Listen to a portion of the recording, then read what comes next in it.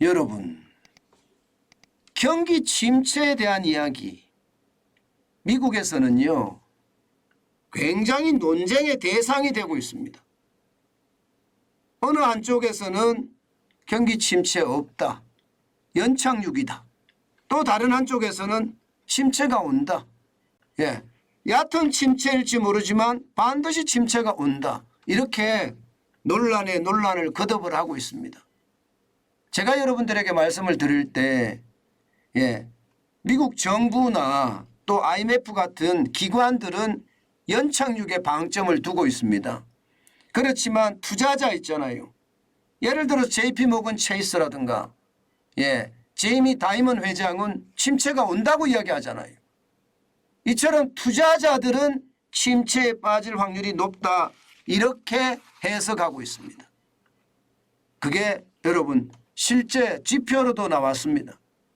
월스트리트 저널에서 지금 보도한 내용인데요. 월스트리트 저널에서는요 향후 1년 내에 경기 침체에 빠질 확률이 61%다 이렇게 전망을 합니다. 지난해 10월 조사할 때가 63%거든요. 거의 변하지 않았습니다. 게다가 말입니다. 코로나 팬데믹이 한창이었던 2020년 중반하고도 지금 비슷한 수치. 물론 코로나19가 창궐했을 때는 경기 침체 확률이 96까지 올라갔지만 말입니다. 그만큼 말입니다. 지금 상황이 저는 쉽지 않게 보고 있습니다. 이게 여러분 조사한 사람들 면면을 보면 말입니다. 월스트리트 저널에서 조사한 사람들의 면면을 보면 이코노미스트 71명을 대상으로 했습니다. 그런데 이 71명은요 실질적으로 투자를 하거나 혹은 경기를 체감하는 사람들이에요. 그런 사람들이 61%까지 경기에 대해서 비관적인 전망을 내놓는 것은요 그만큼 미국의 상황, 세계 경제의 상황이 좋지 않다는 뜻입니다. 제가 여러분들에게 침체라는 단어를 쓰면서 여러분들에게 이야기하는 것은요 그만큼 상황이 좋지 않다 이런 뜻입니다. 월스트리트 저널에서 침체가 올 수밖에 없는 이유 3가지를 내놨는데요. 그 이유가 첫 번째는요. 기본적으로 물가는 꺾였다고 이야기하지만 서비스 물가는 안 꺾였다는 거예요. 여러분 보시다시피 전체 물가는 6.5%가 내렸습니다. 6.5%. 이게 7.1%에서 내렸으니까 굉장히 많이 내렸죠. 전년 대비해서는요. 7.1%가 6.5%가 됐으니까 0.6%포인트가 떨어진 거잖아요. 그죠? 그러니까 많이 떨어졌다고 이야기해요. 게다가 전월비 대비해봐도 마이너스 0.1%가 떨어졌습니다. 그렇지만 여러분 근원물가 보세요.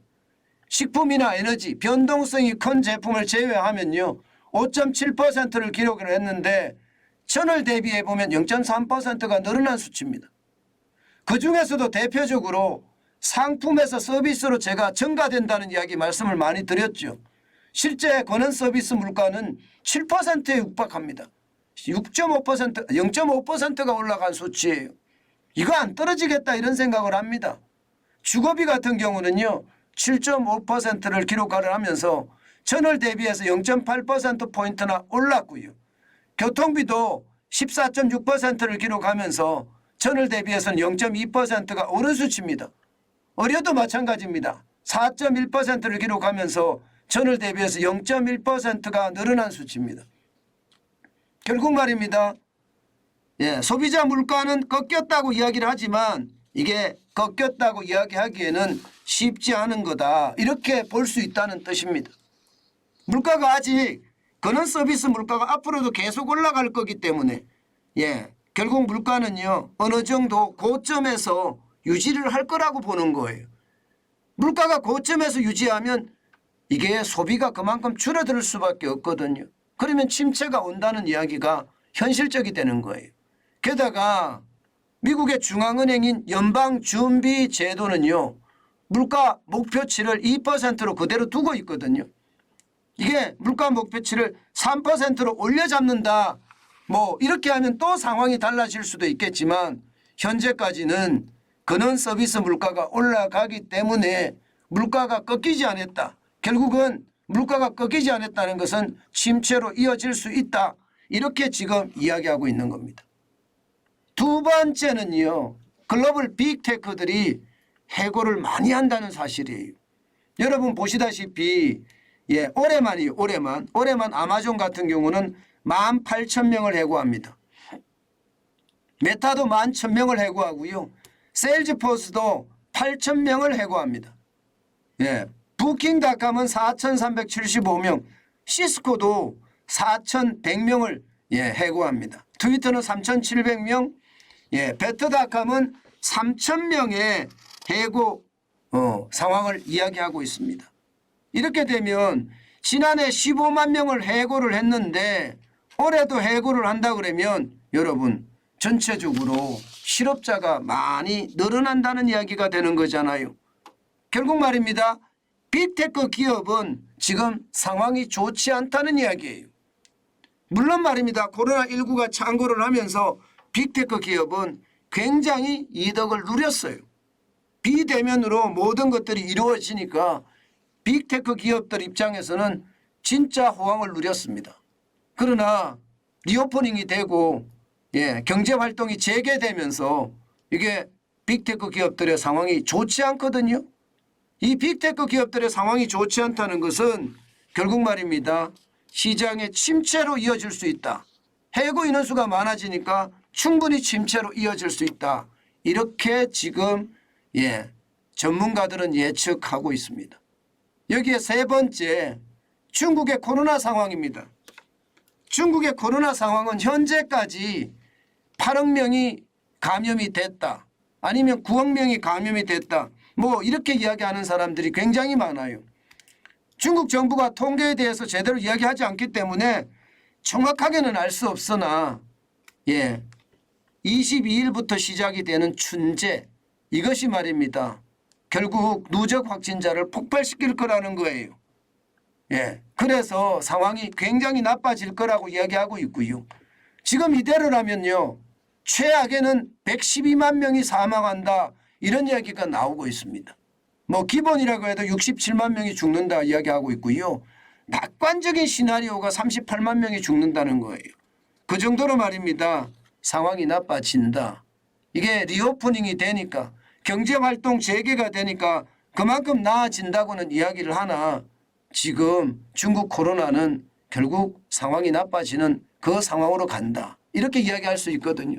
물론 경제활동이 재개가 되기 때문에 중국의 성장률 올라갈 겁니다. 중국의 성장률이 올라가면 전 세계 경제에 영향을 받을 수가 있습니다. 문제는 중국이 계속해서 좋아졌을 때 물가 상승은 또 어떻게 할까요? 물가 상승도 이거 만만치 않을 겁니다. 아무래도 말입니다.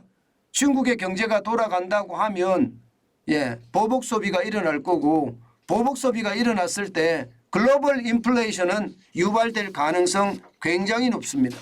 실제로도 말입니다. 중국이 5.1% 성장을 했을 때 약 말입니다. 이게 인플레이션에 영향을 주는 것은 0.9%포인트 정도 영향을 줄 거다 이렇게 이야기합니다. 결국 중국의 코로나는 양날의 검이라는 거예요. 이게 리오프닝이 되면서 경제 재개가 되는 것은 좋은 일이나 인플레이션에 대한 우려감이 크고요. 또 코로나19 때문에 사망자가 많이 나거나 새로운 변이가 발생될 때는 경제 침체까지 각오해야 된다 이렇게 이야기하고 있는 겁니다. 여러분 침체에 대한 논쟁 아니면 경기에 대한 논쟁 굉장히 심해요. 미국에서는요. 그렇지만 우리가 보기에는 그렇게 느껴집니다. 침체는 당연한 일이다. 대한민국 상황은 지금 금리가 워낙 높기 때문에 이자 앞에 장사 없다가 되거든요. 부채가 많기 때문에 이런 이야기가 나오는 거거든요. 그런 상황을 감안해 보면 미국의 경제 침체는요. 우리에게는 더 아픈 그런 상황이 되지 않을까 이렇게 생각이 들고요. 예, 미국의 어떤 침체가 얕게 오든 깊게 오든 중요한 것은 단기간에 끝나야 된다는 것. 그것은요 우리에게 예, 굉장히 시사하는 바가 클 겁니다. 이코노미스트 71명이 이야기하는 예, 상황 세 가지 최악의 악재는요 결국 예, 세계 경제에 치명타를 줄 수도 있다는 이야기예요. 게다가 지금 이코노미스트들이 이야기하는 게 실물 경제를 이야기한다고 저는 생각이 들거든요. 실제로도 세계은행에서 말입니다. 세계 경제 성장률을 올해 1.7%로 잡고 있습니다.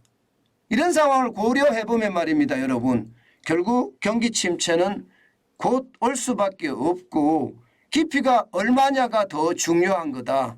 이렇게 생각할 수가 있을 것 같습니다. 지금 월가에서 전문가들의 어떤 이야기 또 투자자들의 이야기가 현실에서 예, 일어날까 저는 그렇게 생각까지 합니다. 분명히 중요한 것은요. 세계은행에서 얘기하는 것처럼 작년 6월에 올해 세계 2023년에 3% 성장을 한다고 했는데 올해는요. 2023년에는요. 지금 1월에 전망하기를 1.7%예요. 1.7%면 세계 경제 침체 오는 것 당연합니다. 저는 예, 여러분들에게 꼭 말씀드리고 싶은 것은요. 세계 속에 세계 경제도 침체가 오지만 대한민국의 침체도 심각하다. 그 말씀 반드시 올립니다. 저는 침체에 대한 것을 반드시 우리가 염두에 두고 있어야 된다. 이 말씀 예, 제가 반복해서 예, 그렇게 말씀드리고 있습니다.